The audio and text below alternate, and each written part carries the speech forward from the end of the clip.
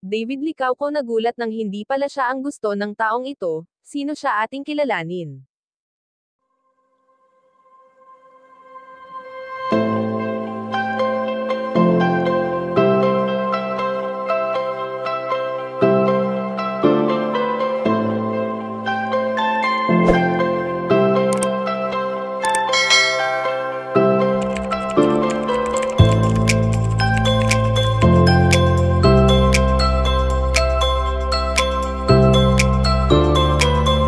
Sa kasalukuyan nga ay malimit nating naririnig ang pangalang Barda na kinuha sa pangalan nina Barbie Forteza at David Licauco, dahil sa pagiging magkatambal ng dalawa.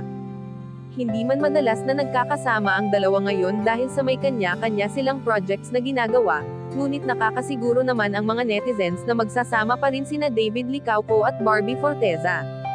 Bagamat may naka-line up na projects ang Barda at nasabi na nga ito noon ng pambansang Ginoo sa isa sa naging interview niya ang malimit nilang pagsasama ng kanyang binibini.